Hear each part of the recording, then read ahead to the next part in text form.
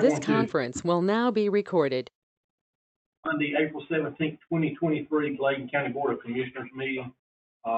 Like to make note that Dr. Thea Mungoli is attending a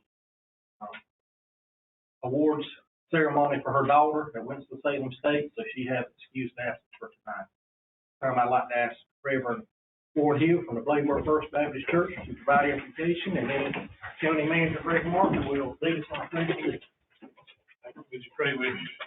Father, we thank you so much for being here tonight. Thank you for our commissioners allowing us to come and pray and ask a blessing on this meeting tonight. And Lord, we pray that we'll trust in you with all of our heart, and lean not on our own understanding. In Jesus' name we pray. Amen.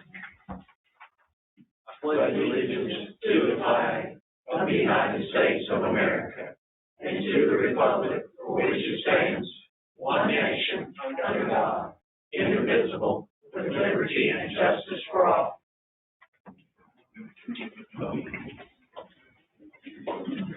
Motion approved. Second. Motion to approve the consent items by Mr. Cameron McGill, second by Mr. Gillespie. Any questions? Comments? All in favor say aye. Aye. Any opposed?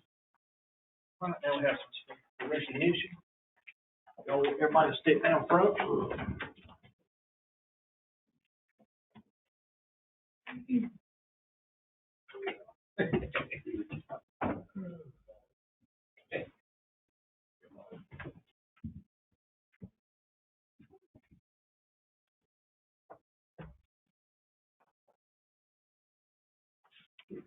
Child Abuse Proclamation Month. Just if you'll come forward now.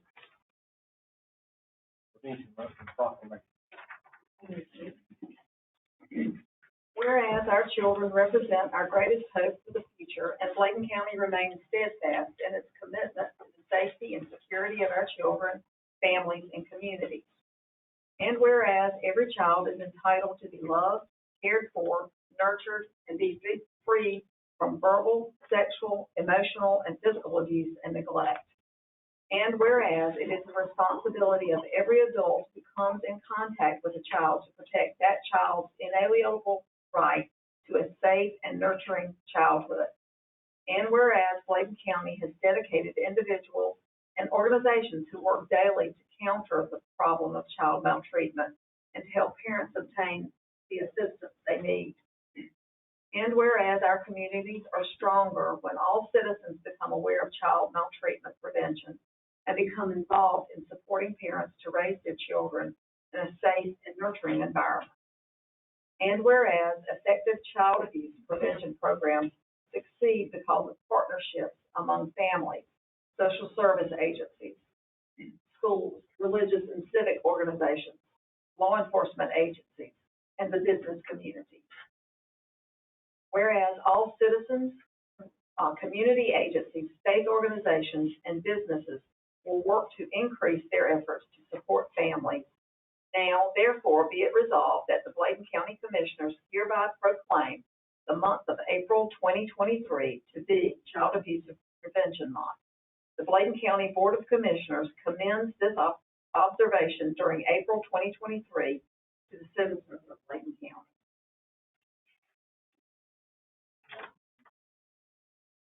You've heard the old adage, it takes a village to raise a child, and it certainly does. It takes all of us working together to protect and nurture them. I would like to invite each and every one of you to our event, April the 28th at noon at DSS in the front yard, where we will have a butterfly release to designate or to recognize all of the children that lost their lives across the state to abuse and neglect. It's a very touching little ceremony. During COVID, we changed the way we did things a little bit, and I think that this makes it a little bit more personable. So do join us. Thank you. Thank you.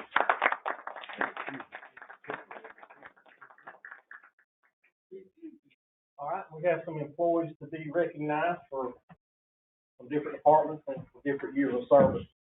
Some of you were good. Probably the most percentage-wise we've had in a long time that are actually attending, but we do have some that were not able to attend. Two of them Teresa McLean with DSS, 10 years of service, and Sabrina Betzel, DSS, 15 years of service. First one we have here is Miss Lisa Allison, DSS, 25 years. Give her my hand.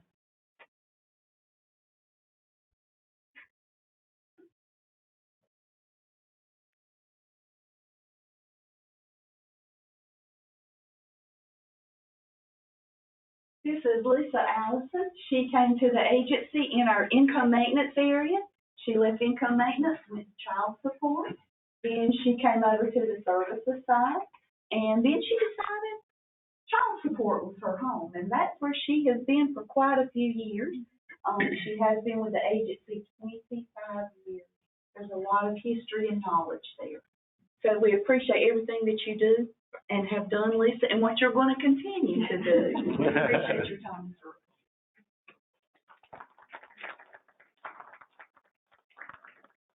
Next we have Rhonda, I'm not gonna do it right, Camilleri, DSS, 25 years.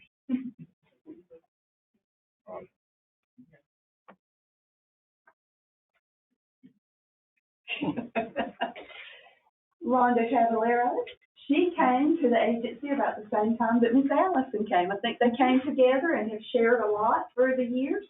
Rhonda came in some maintenance as well.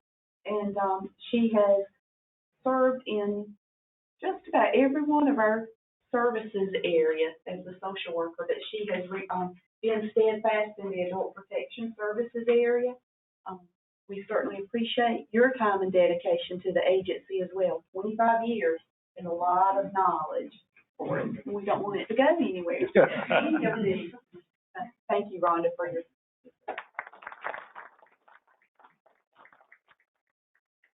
Next we have Yvette Ross, 30 years, DSS.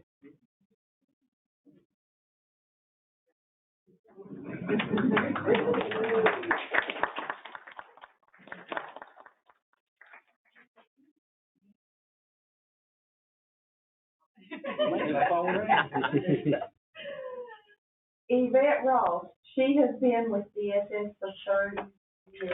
Amen. She started out as a processing assistant and clerical. She did work in income maintenance before she became our IT person. And she has been our IT person for years. We have added supervisor to that position because she is so good with our employees and with our clients that we work with. Talked with her the other day. Don't know if you know this yet, Odie, or not, but she said she's not interested in retiring. So, you don't want me home like that. So we do hope that she does continue with us. We appreciate you there all your 30 years that you've spent with us. Your patience. She is one of the most patient people I have ever seen. So we do appreciate your time.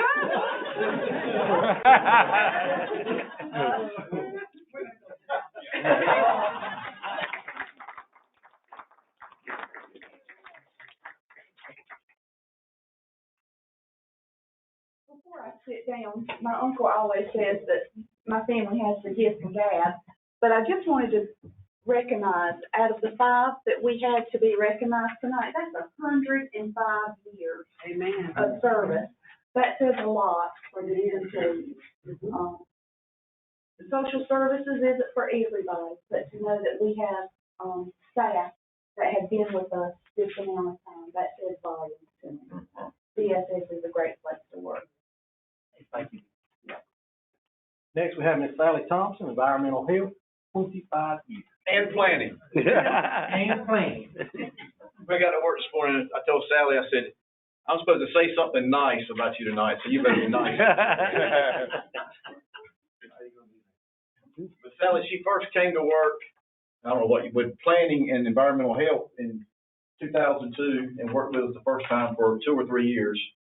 And then she decided that the grass was greener on the other side and decided she wanted to go back to being an E911 dispatcher, where she initially started her career with Bladen County. That lasted for so many years, and then she came back with the county in 2012 to the environmental health and planning, and has been with us ever since. So some of her, when I was trying to think of some nice things to say about her, it's kind of, I still hadn't found anything. But thought about this word today that characterizes Sally perfect, and it's called the triple threat. Yep. And I'll explain that to you. When someone comes into our office to, whether it be a mobile home, a conventional house, or commercial type development, Sally is the first person that they see or they have contact with. And the initial thing that she does, not only does she work with environmental health and planning, but she also starts the ball rolling for an E911 address. So in our office, we call it the one-stop shop. Because you come in, you get your 911 address from Sally, or she starts the ball rolling for it. Then they get the perk test or a water sample or whatever kind of bacteria samples, water. Then they get a zoning permit. So you come in office and everything's done right then. So, but anyway, it's been 25 years, so I want to thank you for what you've done, and we do appreciate you, even though sometimes we fuss and argue a little bit, but at the end of the day, we go home happy with each other. So. Sounds like she does a lot. Yeah, he does a little. Hey, Thank you.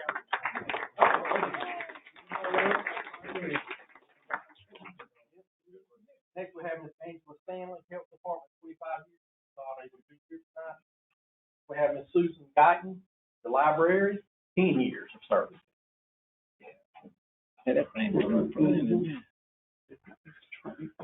Yeah. Okay, this is Susan. She's been with us for 10 years as our children's programming coordinator. She's fabulous. I could sing her praises all day long. If you want to see her in action, you should have been at our Easter story time when she read a story to 52, 65 little preschoolers. It was amazing. So she works magic all the time with the Busy Bus. She's a notary public. She's always notarizing documents free of charge for the community. She's a huge asset for us. And we would be lost without our Susan.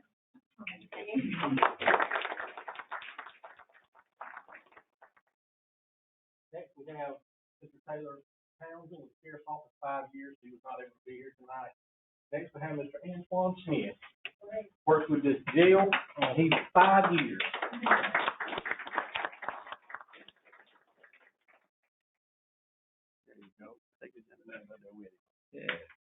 As I said, Antoine's been with the Bladen County Sheriff's Office for 5 years. Antoine serves as a shift supervisor for one of our shifts. And what that entails, we keep around between 175 to 200 inmates at our detention center here in Bladen County. So as you can imagine, that is a lot of work, a lot of moving parts that go on during the day to take care of each and every one of those inmates. Boys, it can be at times be a very dangerous job, but it's a lot of hard work that goes on each and every day, each and every shift to make it look seamless. There's folks like Antoine that make that happen. And we appreciate your work and look forward to many more years of service. So, thank you.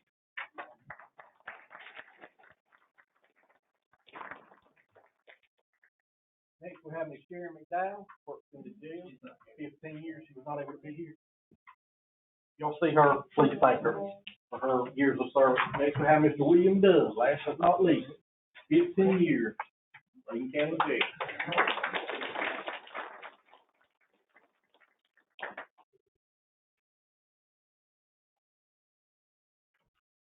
Sergeant Dove serves as our chief jailer for our administration over there. He works with Captain Skidworth over there. But again, a lot of the moving parts, constantly inmates coming in and out throughout the day. We're moving inmates. They transfer from facility to facility throughout the day. And we attend to their medical needs, whatever needs they may have. We take care of those inmates. It's very important. Very important that folks like Sergeant Dove take care of the employees that are there as well. And we appreciate it.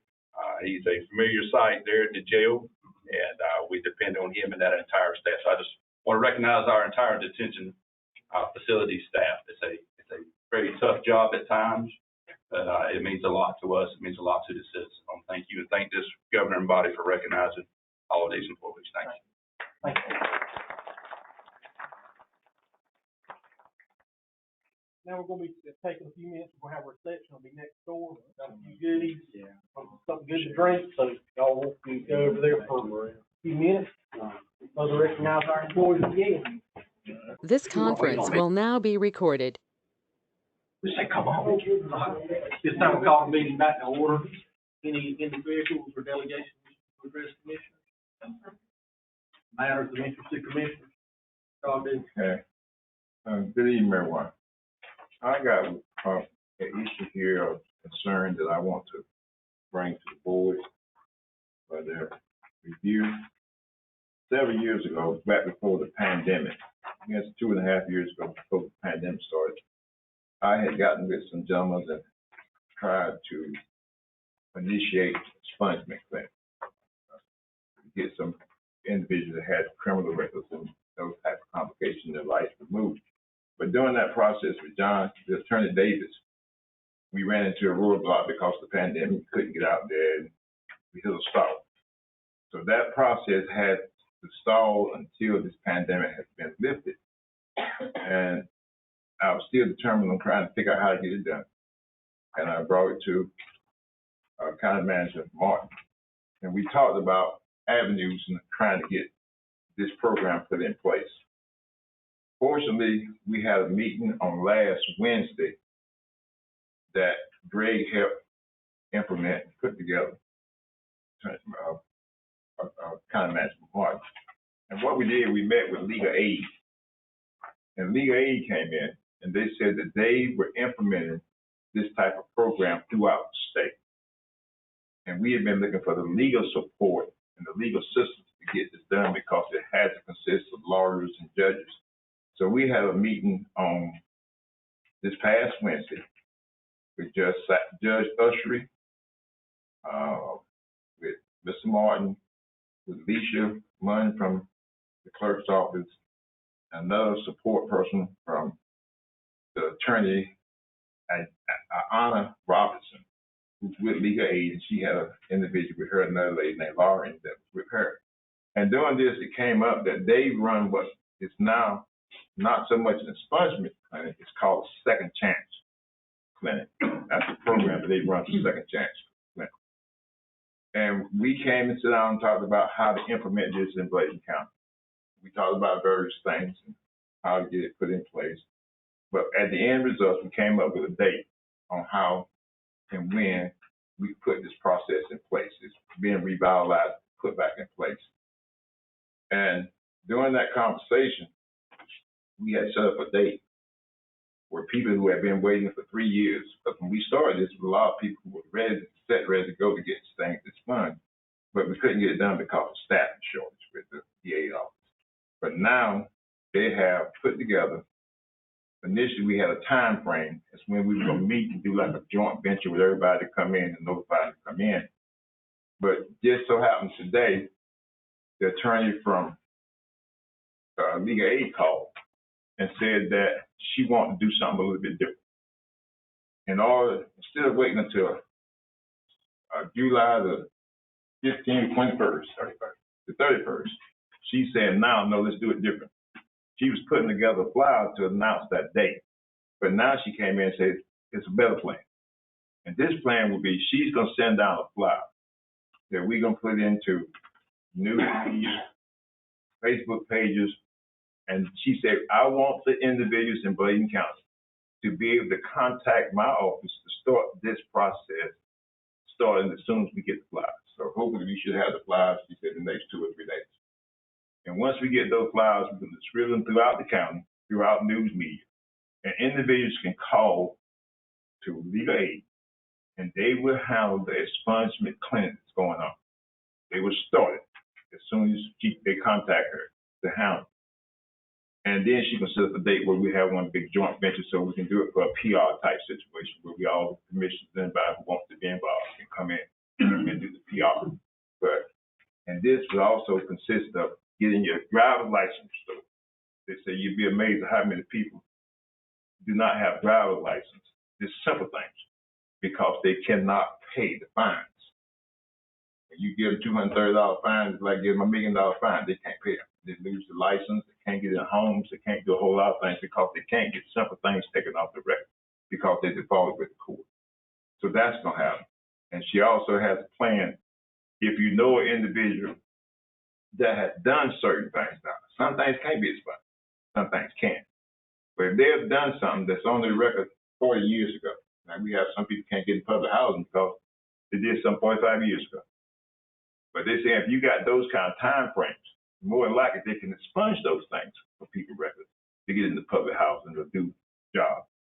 But at the same time, certain ones of them, if it's not been that long of a time frame, they can get them a certificate of certification. And that certification will give you the privilege to say you can take this to your employer, to the housing person, and welcome everybody if they qualify. But legal aid will do the qualification. So this program is going to be here in Bladen County. They're doing it all over the state. That's the reason why we have such a swing in the dates. It's all over the state. The same legal aid. They expanded the governor, not the governor, the legislature has appropriated money for legal aid to expand their view on how to handle things. And that's the reason why this is coming up. You know, and I may be wrong, but I think you can already do it. Joe Inman's daughter, and it might have been Johnson's law firm. She contracts with attorneys and she handles that portion of doing all the stuff and then gives it to the attorney for people. And it's a simple fee. And it's primarily, the biggest thing is where someone got in trouble or what have you for whatever reason, that they were promised an expungement once their time was served, probation or whatever, and the case was handled, but didn't realize you had to go back before an attorney and then maybe pay that person to go handle that for you. And then, like I said, you may run into a problem and not have the funds. But I talked to her in the store at length, and she has a lot of in-depth knowledge because she does a lot of it in Brunswick County and all. But so we do have somebody, she resides here now on her daddy's property. So you got somebody that's pretty good at it already, and if they need to get it done prior to what you're talking about. See, we discussed that too. She said they're gonna be seeking out attorneys that would be willing to do this type of thing. But the main thing that they're handling with the second chance is a big stipulation is people do not have the financial resources to get these things expunged. So what they'll do is go in and qualify you through their income verification. And they will make it eligible for you to have those type of expungements. It's something that they're doing now, but this is how to do it on a massive scale. Yeah, I don't want you to take this the wrong way or be negative, but I need more information about this program, Mr. Martin, before this Board of Commissioners endorses something. I don't know what they expunge or what they don't expunge, and I think we need to investigate it, or I need to know more before this board endorses something. And I don't mean that negative. I just need some information because I don't have a clue. I don't know that there's anything for the board to endorse as far as this. It's meant to endorse. It's just a program that's Well, if it brings it to this board, you would think it's an endorsement. No. Well, it's just he's expressed interest over the years, I think. I mean, I'm not trying to. But the thing, let me kind of clear this up. When that came down, Mr. Chairman, with the process and what happened to who could get expunged and the legal pieces of it, that's where it became very complicated. I couldn't, if a person wanted to come to me or you would want to have a record expunged, they would have to have someone to see what statutes and what requirements, what deadlines and what guidelines that the attorneys will look at and determine what can be expunged, and the jury. If you gave us that, we'd have to read the whole legal statute and all that. That's why you have to have the attorneys involved and the judges, because they qualify what can be expunged and what cannot be expunged. And they just changed a whole new group of legislative things to deal with that. That's what I was going to say. There was legislation that was approved about 2 years ago that's expanded. It's expanding. It's a whole lot of. I guess there's a question. I've talked to Judge Usher and he's in favor of it, and that's a great thing. My question is, so I know out in the community, is what is our role in this then, other than just FYI? Because Got to give it to it what he said. Get them to that legal aid place. But so what is our? If I know somebody that needs their records expunged, I'll get them to that legal aid service, and then that's all. I mean, we're not endorsing it. I'm just helping somebody in the day. Totally agree, and I think my only concern, you hate for somebody to get expunged from something, they go out and recommit a crime and they come back and go like we all. So we're not standing for the person. We're just simply. Exactly right. Guide them in that direction. That's what we said. All of the punishment will go through attorney like says, no, this is a legal process. We have nothing to do with what they explain. That's right. And that's what I just. We're just trying to help somebody. Yeah, and that's why I text him just for clarification on his end, and he said no county government involved that I'm aware of. So that's what, after he and I talked about it, he said, well, y'all aren't involved in this. So that's why I'm trying to figure out what is our role. So Taking it as information. Yes. So Sounds good. FYI. The only thing I brought to you guys is when I did it, I had over a couple hundred people. And I'm saying, they'll tell you it's thousands of people that's in this county that have those records that's hidden back from years back. When they look into it, there's plenty of them got it. And they saying they need to be cleaned off the records. Because there's a process to get them cleaned. Mr. Chairman, it just says on here an update. So, he's updating us what's going on. All right, any other matters of interest to commissioners? I want to give an update on the fire meeting last Thursday. Craig and I attended, because the meeting before we approved the part-time and $10,000 help them with, repair of the trucks and stuff. Chief, Jackie Coleman is the chairman of that group, and he selected a group to look at, what the qualifications and what the fire departments need, and hopefully how they're gonna divvy that money out, and hopefully by, the May meeting, they'll have something in writing, so I can bring it to the board chair when they get it in writing.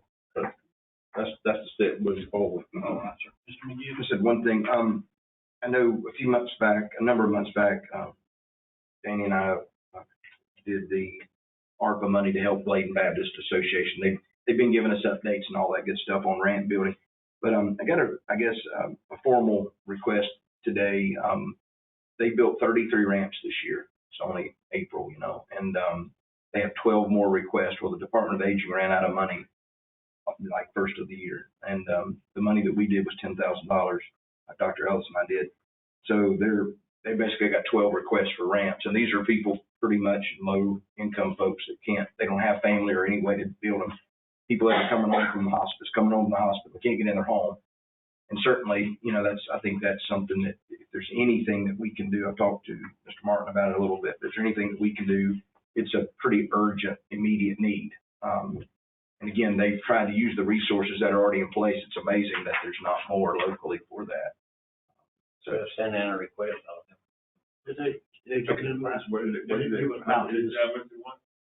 Well, 12 ramps. I mean, you figure each ramp, it's usually around $1,000, $1,500. And they're blessed. They do all of it's volunteer labor. People volunteer to provide meals for them and things. So thank you. I'll do that. I didn't realize there was still some money. All right. Thank y'all. All right, anything else? All right, have a motion to enter session in Bladen County Board of Directors. Have a motion by Mr. Britt, second by Mr. Peterson. Any discussion?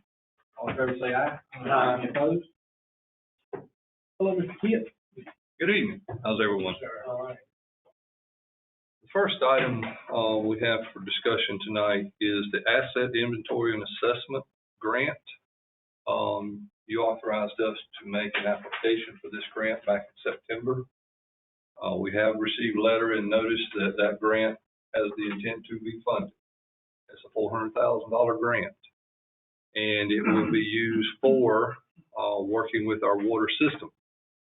The first part of this grant would cover digital scanning of all existing plans and records and documents. That would get all of our documents together in one place. As you know, the Bladen system has been built in districts over the years, and some of those are by engineering firms that no longer exist.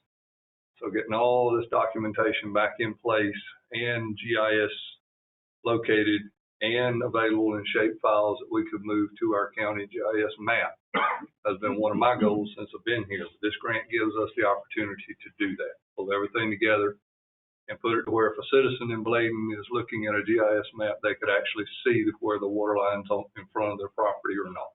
Motion to approve. Motion to approve, Mr. Bullock, second by Dr. Ellis. Any discussion? All in favor say aye. Aye. Any opposed? It will also cover some other things that relate to our water operations, and those would be some studies and things done on our operation, our efficiencies, and what our water system inventory is, how many parks we have, how many tanks, wells, and things, what our yield capacities are, and how we're doing with that. But this money would be utilized for those purposes. The next part is an update tonight on the filtration systems that have been provided by Chemours. As you know, a couple of years back, we entered a contractual agreement with Chemours to do two things. One was to provide some water to citizens that were impacted by the Gen X, and the other was to get Chemours to assist us with addressing two of our wells that were showing impact also, and that was the Tobermory and Live Oak. Chemours has completed that part of installation, and those went online and went into production on March 22nd. They pulled samples on March 23rd at both Tobermory and Live Oak and showed a 60 to 70% reduction in the PFAS that was detected there. The second set of samples was just done on April 5th, and they showed all parameters to be below detect. So for 23 compounds that they're testing for us that relate to Gen X, they're all now, by that filtration system working, showing below detection limit, which is good news for us. You mean detection, is that the state, or is that no detection? That is no detection. As of lab detection capability, it is below lab detection capability, which is good news. Yes. So there we have it. We're making progress. Motion to exit water board. Second by Mr. Gillespie. Any discussion? All in favor say aye. Aye. Any opposed? Next we have Ms. Lisa Cole, our finance director. I'd like to review the dashboard with you for the 9 months ending March. General fund revenues at the end of March were at 56% of the budget, and the expenditures were at 48%. I will let you know regarding to the general fund, we have entered into 2 weeks ago a CD with First Bank at 4.68% for 6 months. And with us putting that in there, we're raising our banking rate from 0.5% to 1%. So that's a wash. It'll be good in the county's favor, I hope. Solid waste, we collected 62% of the budget and spent 64%. Emergency telephone, we were at 38.95 and spent 30%. The water department's at 83% and spent 47%.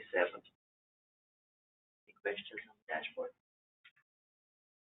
Okay, looking at the federal inmate program, at the end of March, we had an average of 74.44 in our average for the year, and currently we have 77 federal inmates in the jail. And of course, my darling husband, he says they can find more Friday, so we'll see. Any questions? Thank you, ma'am. Thank you. All right, we got advisory board appointments. May 15th, you just looked at those. Martha. Thank you, Mr. Chairman. We really only have one request. Meets the requirements to be funded, however, it's not assigned to the commissioner. That is Project 1, which is the Wilmington Area Rebuilding Ministry, and they're requesting $20,000 to repair, rebuild, and make homes accessible for low-income homeowners. So we just wanted to bring that to your attention. Mr. Chairman, I know it's a lot of money. I do know it's a reputable group. They come every summer, stay at our camp, and go out. And they do a lot of good work, but I know that's a lot of money. It's legit. Yes. Mr. Harrison, I'd like to make a motion that we move the Bladen County Rabies Clinic money to the Bladen County Animal Shelter. I'd like to prove it tonight that Terry and Lisa's got to do some paperwork to move that money so they can use it for rabies and other stuff, food and everything else to do there. There's a need there. Second. Motion by Mr. Peterson, second by Mr. Cogdell. Any discussion? All in favor say aye. Aye. Any opposed? Anything else as far as ARPA? What about ARPA? Yes, sir. We'll revisit that and look at some funding for that, so we just put that. For next time. Okay. May not be what it wants, but it's something. Offered for that, Warming. Mr. Martin, we got a little bit, we can give him something. May not be all of it. No, Like to, review the calendar for May. Point out that the board has, well, we have a prayer service at 8 a.m. on Monday the 1st. There's a Board of Equalization meeting that evening, 5:30 to 6:30. On Saturday the 6th at 7 a.m. the White Lake half Ironman triathlon will take place at White Lake. Also that day from 2 until 8 is May Day Jamboree at Sunday the 7th, the triathlon continues. And also Elizabethtown has its 250th anniversary Civil War era event, which will celebrate the time period from 1824 to 1873. On Monday the 8th at 5 p.m., the Health and Human Services Advisory Committee. Tuesday the 9th at 2 p.m., the Substance Use Disorder Task Force meets at the Health Department. Also that evening, the Board of Elections meets at 5 p.m. On Thursday the 11th, the grand opening ceremony for the healing place in Hanover County will take place in Wilmington. On Friday the 12th at 10 a.m., the Peace Officers Memorial Service will take place in Bladen County. On Saturday the 13th, the AIM Mature event will take place with the ALS Association. That's on Cabbage Road in Bladeboro. Yes, Allen That's Allen Brothers. Brothers. Yes, sir. Also, on Monday the 15th at 6:30 p.m., the board meets. On Thursday the 18th, there's a save the date for the Committee of 100 Dinner Banquet.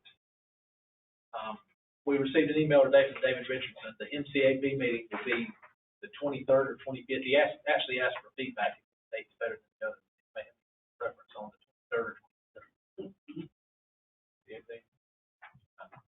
We host that, correct? It's the county turn, that's right. Yes, sir. And then the offices are closed on the 29th, service Memorial Day. Mr. Chairman, that's all I have at this time. Mr. Greg, since, Yes, sir. there's a lot of, like, big events like White Lake and then Lou Mills up. There's double booking of a lot of this stuff. Is there any way we can get a daggone, community calendar? I mean, they might be aware of it, don't make no difference to them, but the way technology is now, we ought to be able to create something that can, the chamber, Louisville, and Yeah, the chamber, they do have, and we try to share information, so we'll talk about it. I mean, maybe it's something that we can create and put on the county's website, and certain people go and edit it or something.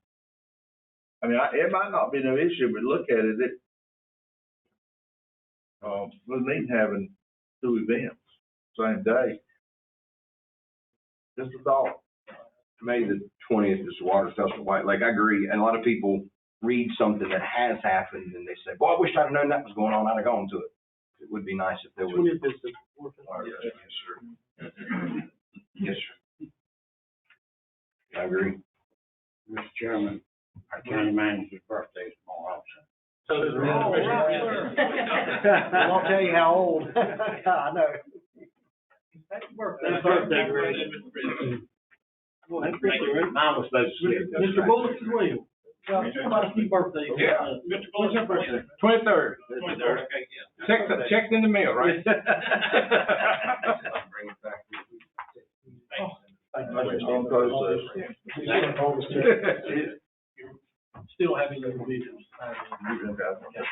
Motion to go into closed session, motion by Mr. Stevens, second by Mr. Britt. All in favor say aye. Aye. Any opposed? This conference will now be recorded.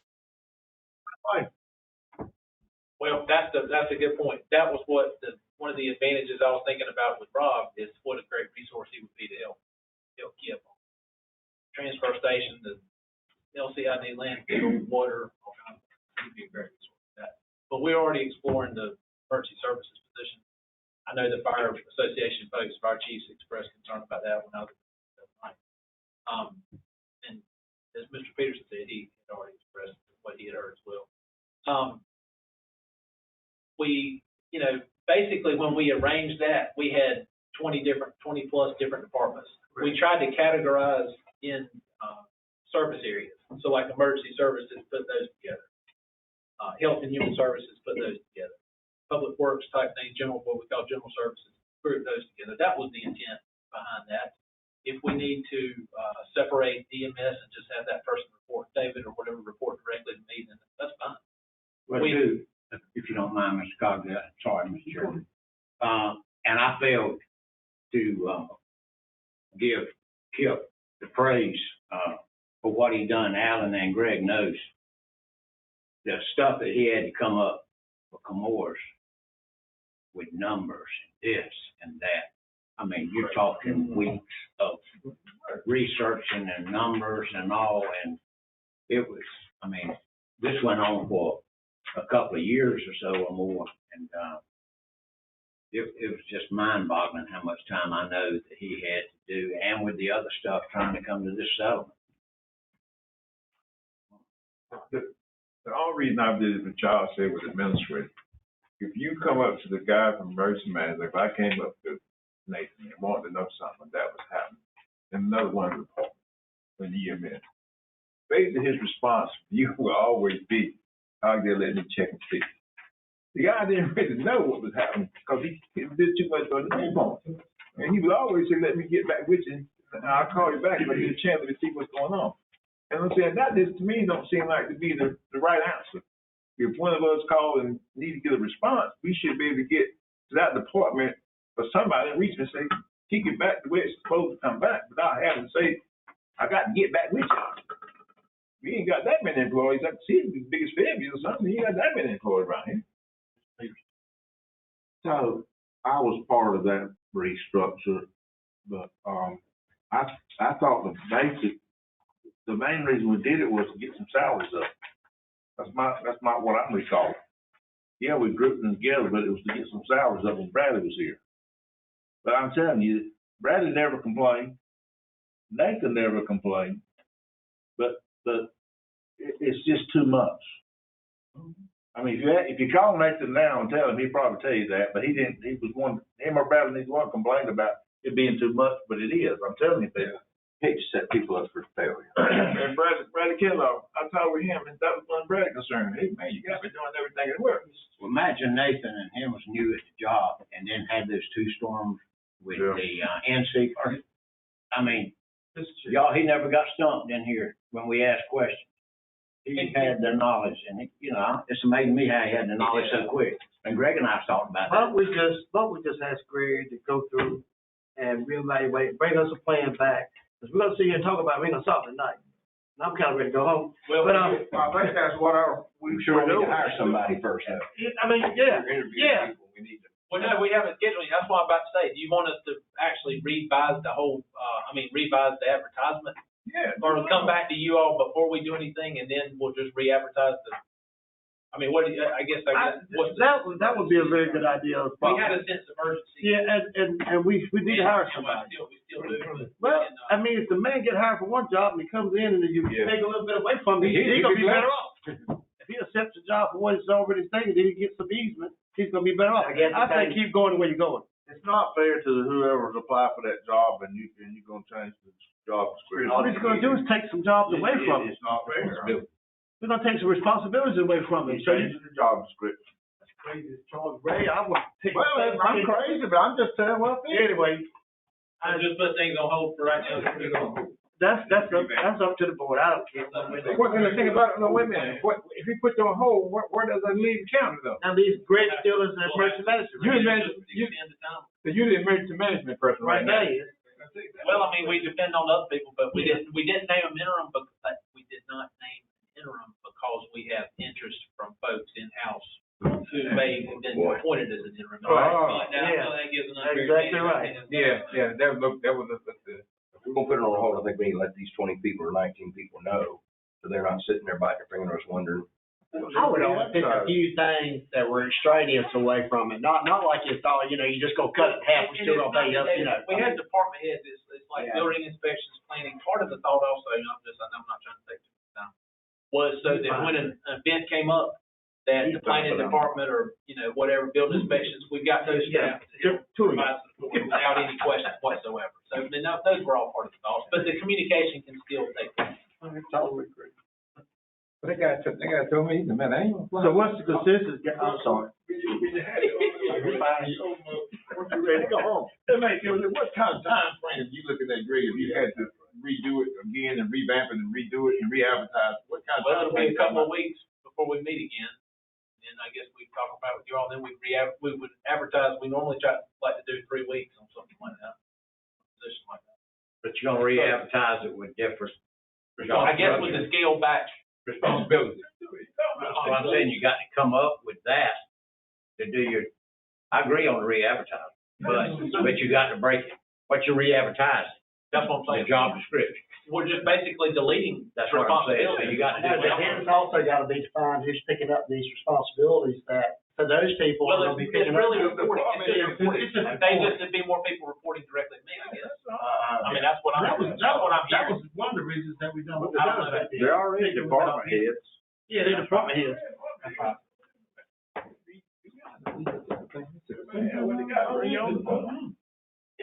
Okay. This is the right move myself. I think so. What we decide to do with the lobby and stuff. I make a motion to approve $10,000 for this EQD. Second lobby. We've got a second by Dr. Ellis. Any discussion? All in favor, say aye. Aye. Any opposed? No, did you, if anything changes, he knows to bring it back to us. So That's right. that's where we're at with the 10,000, I guess. That's for the Martin. 2 months. Yes, sir. And then, It changes. so it's 20. Yeah, We're we splitting the 5 and county. 5. We're splitting the week. We split it. 50%. Oh, okay, yeah, it's not 20 apiece, 10 apiece. No, 10 apiece. 10 apiece. And just one quick thing, the talk conversation, Mr. Martin, could you bring us back a update on the Habitat for Humanity, where we at with that? I will. That's all, Mr. Have a motion. Motion to adjourn. Motion to adjourn, Mr. Fuller. Got a second by. Second. All in favor, say aye. Aye. If you